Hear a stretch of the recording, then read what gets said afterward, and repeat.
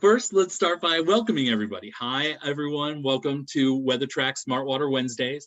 My name is Ben Coffey. I am the WeatherTRAK Training Manager, and I have with me Brady Pitcher from Sprinkler Supply in Utah. Whoop, whoop. Thank you, Ben. Appreciate being here as always, man. It's great being with you. Thank you so much for making time, and thank you for being the first time, three-time guest.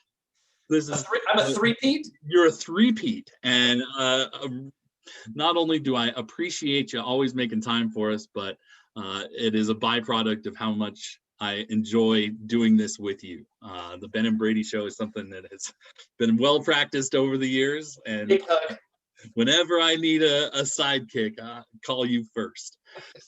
All right, so today's subject, let me share some screen here. Get down to it. Today we will be talking about user no ET. And Brady Pitcher, the special guest from Sprinkler Supply in Utah, a water management division delivering water management success to many, many customers in Utah, and using WeatherTRAK in many, many of those situations. So appreciate that. Today, we're going to talk about a station mode called user no ET, a way of programming a WeatherTRAK station different than the classic automated by WeatherTRAK version. And so before we get started, let's just define, when we're talking about station mode, every station has a station mode setting. So you'll set the station mode for each station individually on your WeatherTRAK controller. And you have technically 4 different options. We have automated by WeatherTRAK, which is the classic WeatherTRAK way of delivering weather-based irrigation, and all those savings that we talk about are kind of tied to that weather-based scientific irrigation schedule. If you want to check out previous conversations about the auto mode and dialing in the settings on auto mode, we've covered all of them in different versions or different episodes of Smart Water Wednesdays. So check out episode 5, 14, or 18 to kind of catch up on adjusting the fine-tuned details of auto mode. I also did an episode about user with ET. So this user no ET kind of closes the book. We finally covered all of the different station modes. While I'm at it, here comes a shameless plug. Shameless plug for watching previous episodes. We are making all of the Smart Water Wednesday content available online. So every week after we get done with the show, our production team goes to work to cut it up and eliminate some of the junk. You'll only get it in as close to a 30-minute format in these recordings as possible. But check us out. Go to our website, hydropoint.com, WeatherTRAK Wednesdays, and any of these bite-sized chunks of training, if you find them entertaining, we hope you do. We hope you can learn and enjoy them at the same time. All right, enough with the shameless plug. Back to work. Brady, let's talk about user no ET. Let's dig in. Let's dig in. All right, so you are a great WeatherTRAK user. How often do you use user no ET?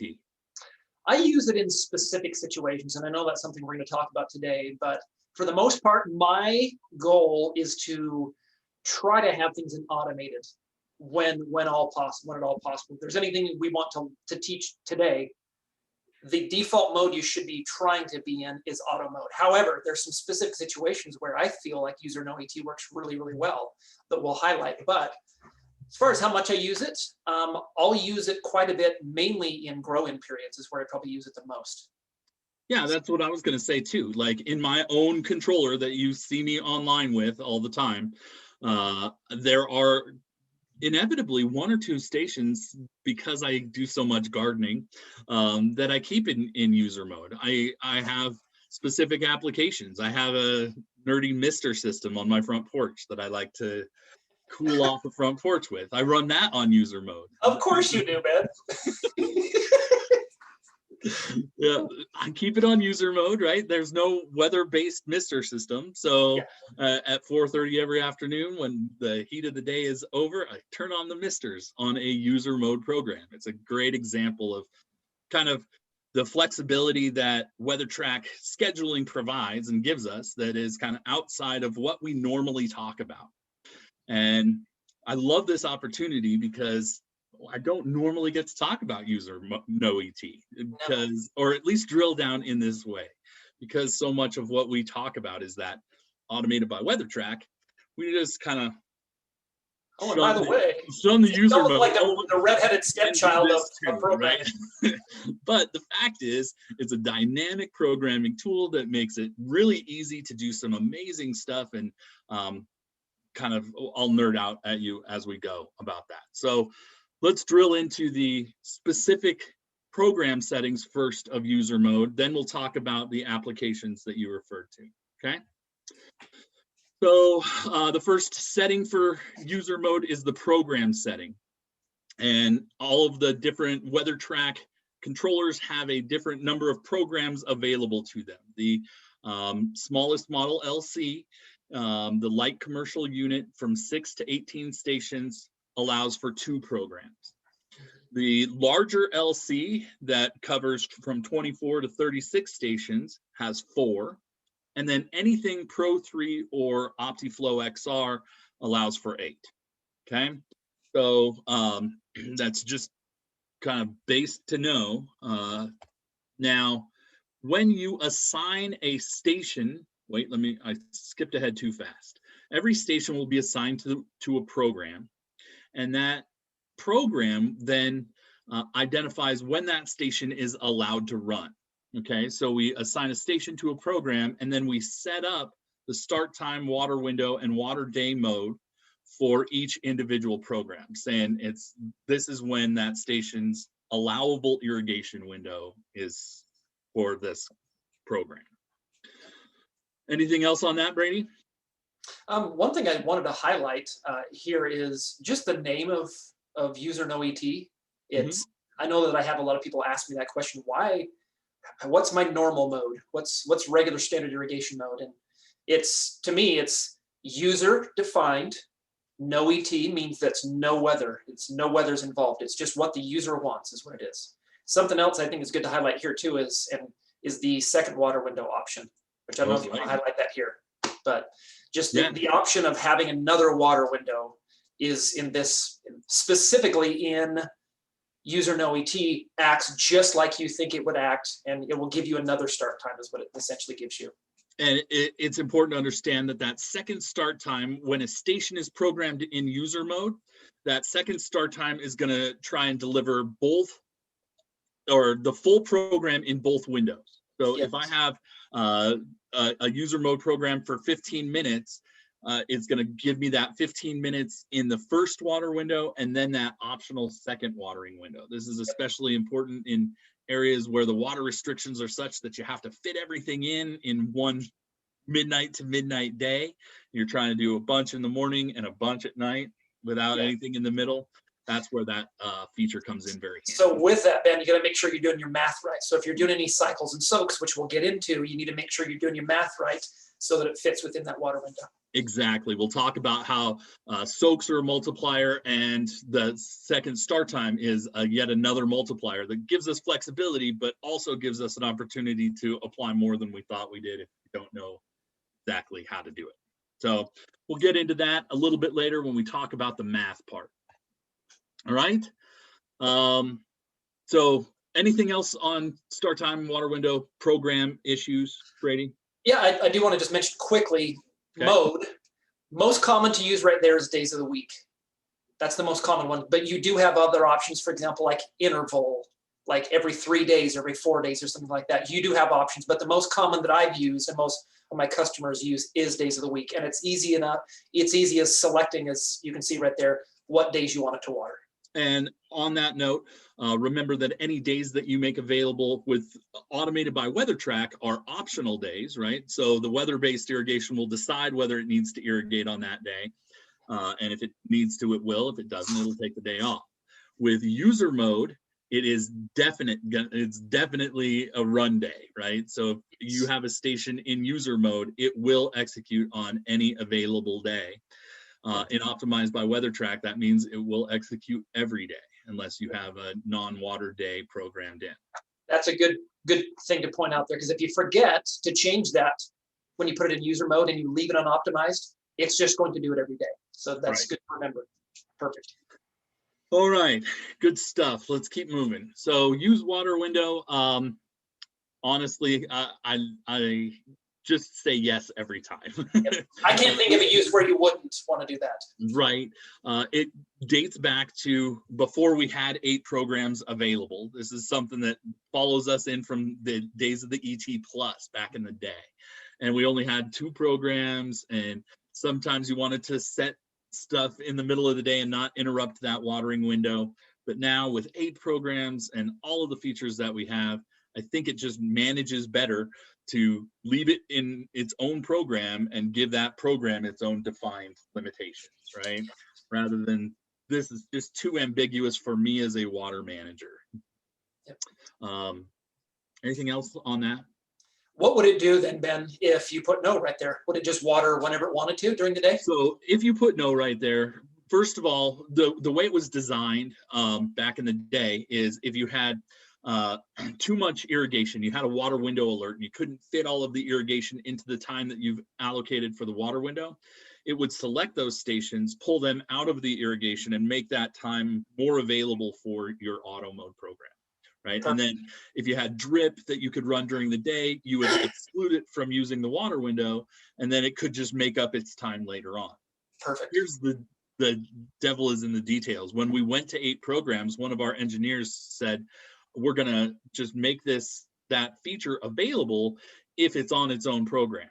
So that's why it's got to be on its own program to do this already. And since that's the case, it's just as easy to put it on its own program and manage when it's allowed to run. Exactly. So answer is just leave it on yes. Long story short, leave it on yes. We're good to go.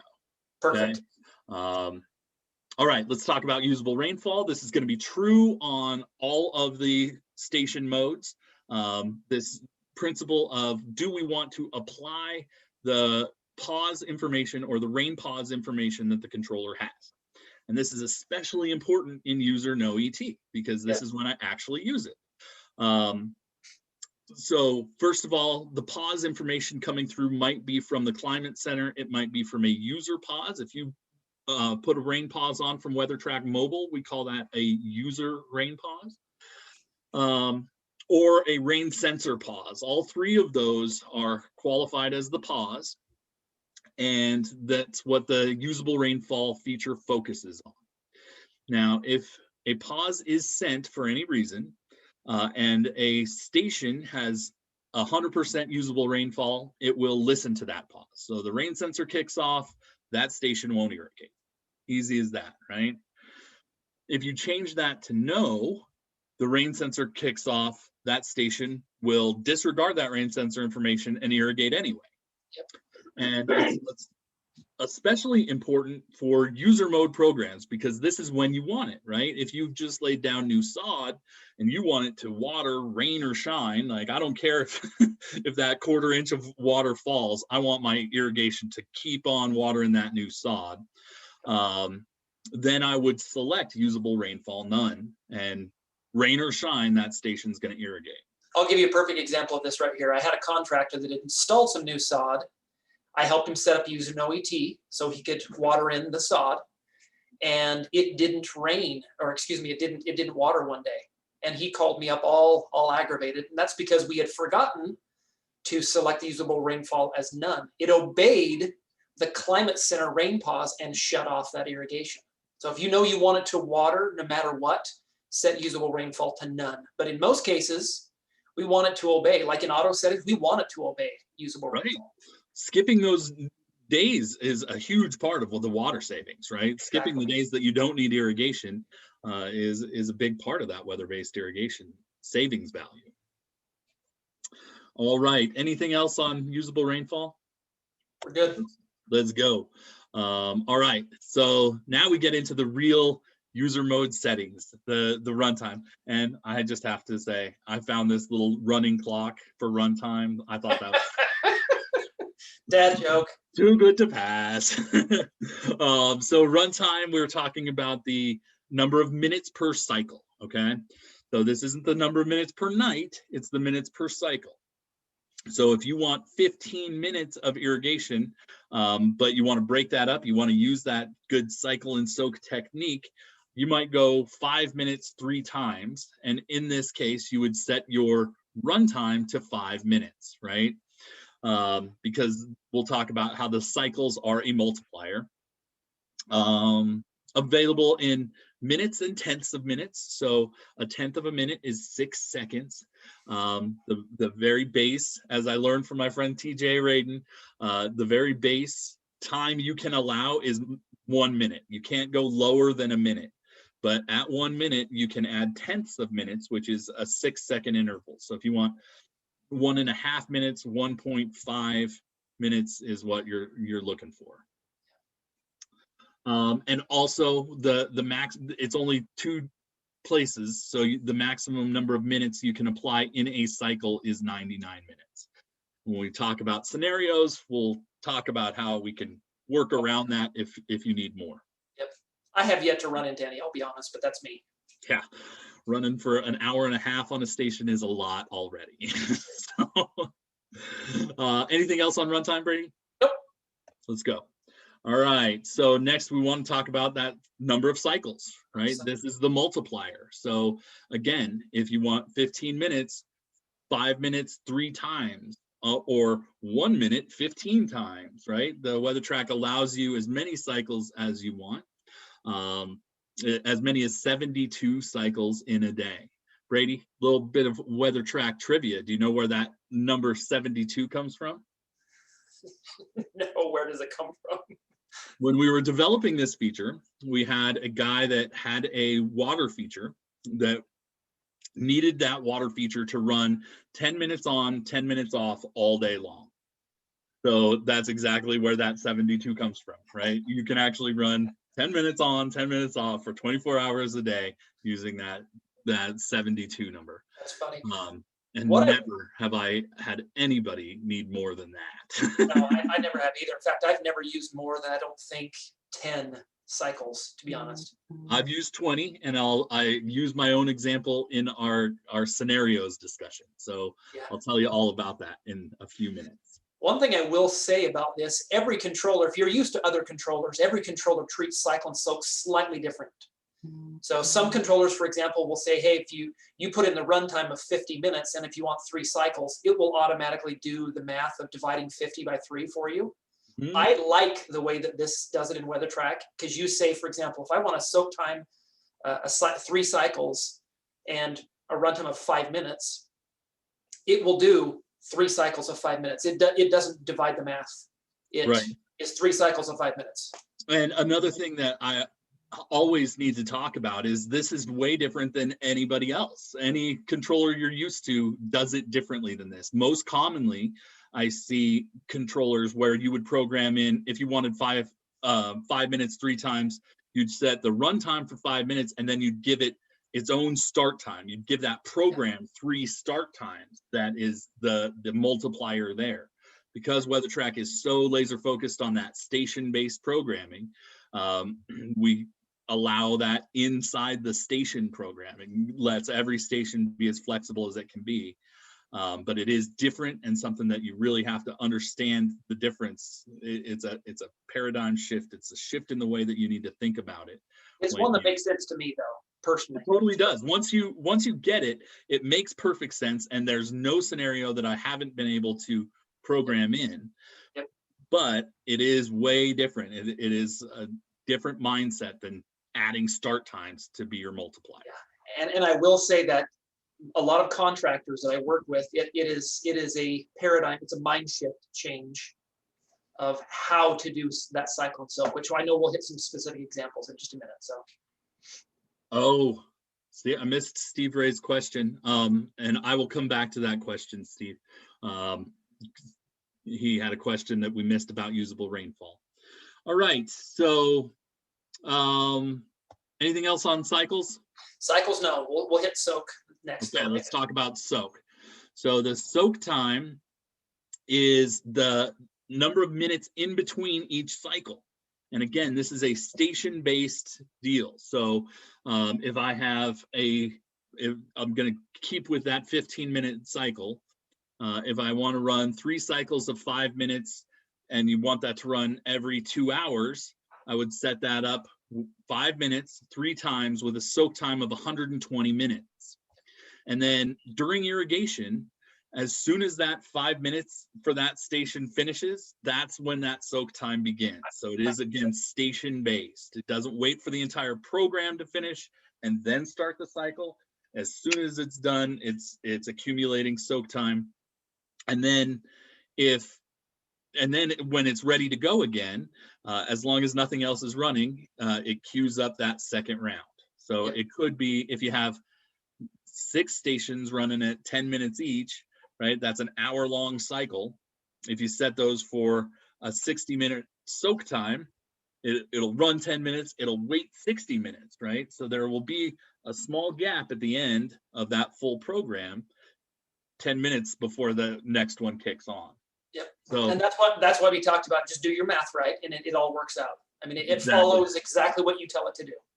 And in the queue, it just queues it all up in the beginning, right? It all just says, this is the program, and it figures out how to keep that irrigation system running as much as it can, as fast as it can, based on the programming.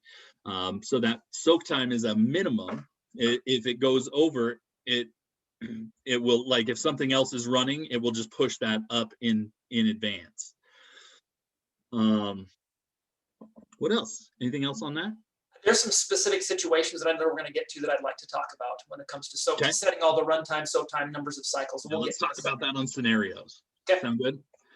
And then percent adjust. This is the classic Ben Coffey teaching how to adjust your stations up and down, right? This is something that we use in auto mode as the go-to adjustment technique for a station's a little dry, I need to up the percentage. A station's a little wet, I need to lower the percentage.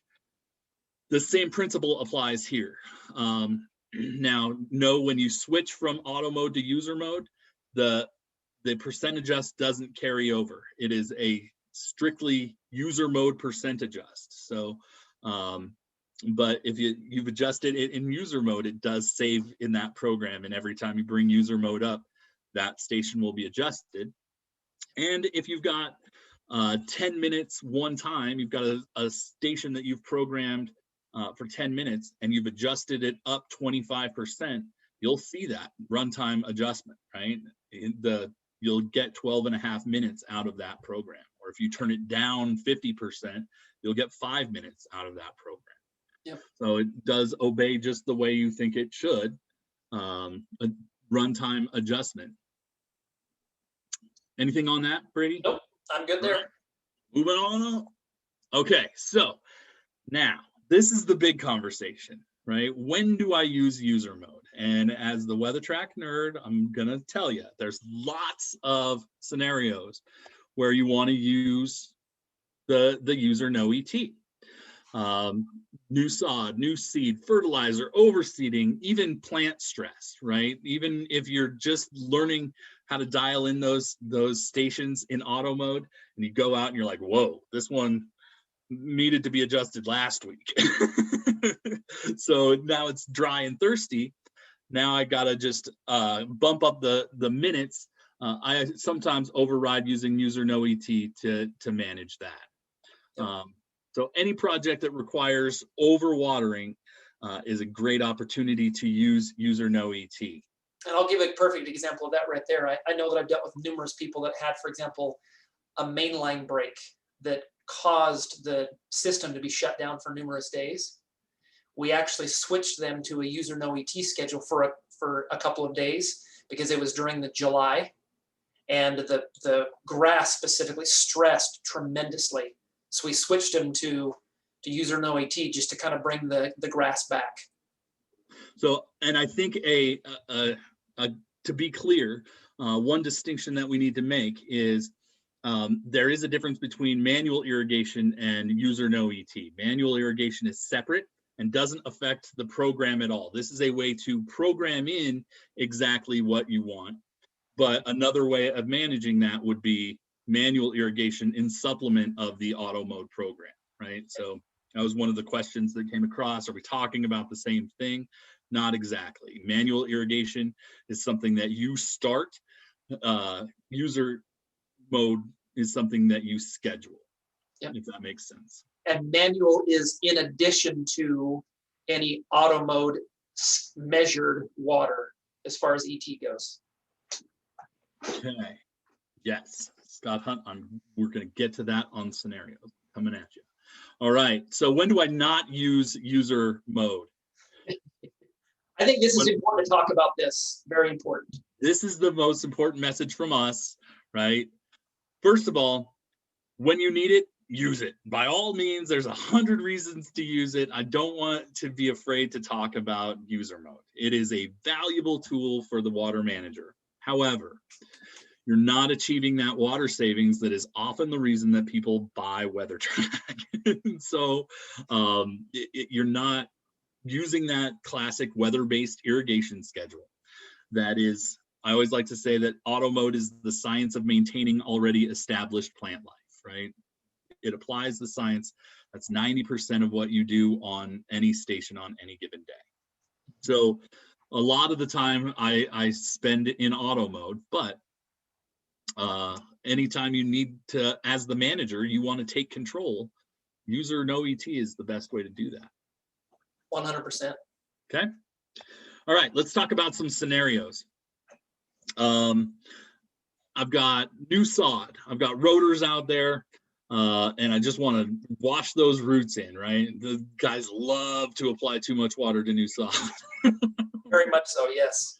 And so with this, I might apply 30 minutes at a spell, 6 times a day with a 2-hour soak in between, right? Every 2 hours, we're going to get 30 minutes coming on. And so through the heat of the day, we're going to get 3 hours of irrigation on that new sod. Yep. So what that looks like then, Ben, on the WeatherTRAK programming side, you assign it to a program, give it one start time. So it's not multiple start times, it's one start time for that program. And then you set runtime 30 minutes, 6 cycles, and soak it for 120. And it will spread that out, 2-hour break in between each of those cycles. Right. So through the heat of the day, from sun up to sundown, you're running that every 2 hours.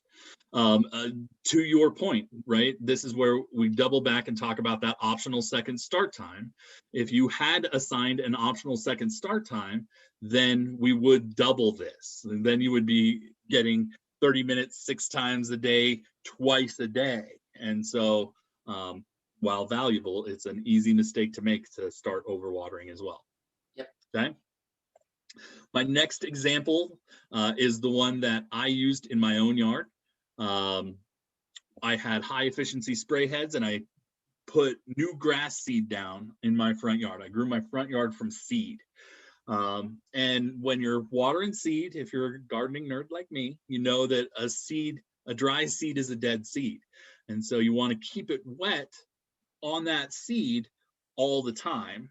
And to try and balance that against overwatering is something that is hard to do, especially under other circumstances. With WeatherTRAK, it was super easy to do. I put high efficiency spray heads or MP rotators in there, and 3 minutes, 20 times a day.